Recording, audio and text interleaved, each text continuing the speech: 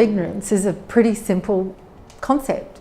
It just means we all think we know, but everyone has a completely different understanding of the problem at hand, the definition at hand, or maybe even the three-letter acronym. You see a lot of it when people are talking about technical topics.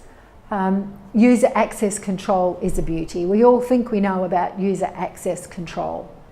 But what really is the concept that underlies it? Why are these delegated authorities, separation of duties actually important? And how do we apply the concept in different settings to determine different risk profiles? So I think everyone in management teams and probably around board tables sees user access control come up on the auditor's report and they'll go, oh no, not again, eyes roll. But really, do we have a shared understanding of the risk profile, and do we have a shared risk appetite? Probably not.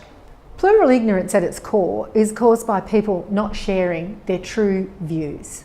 When an executive leaves an organisation, a senior one, you often hear people say, we should have got around to that earlier.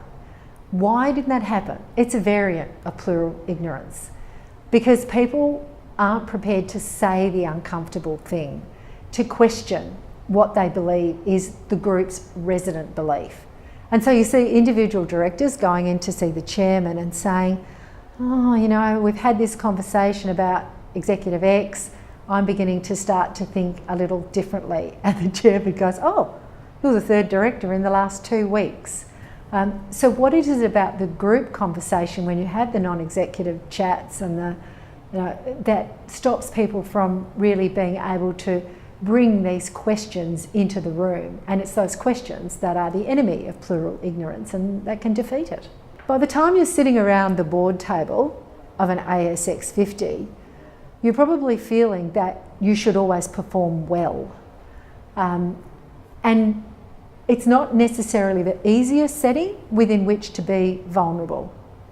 That's why the team dynamic is so important, because you have to feel that you're included in all of the conversations and you have to feel confident to display some vulnerability, and sometimes having a different view to the rest of the team, in this case the board, is a vulnerability. It feels like a vulnerability. So the chairman, you know, as the leader of that team, and all the members as part of making it high performing, need to create the settings where it is okay to be vulnerable.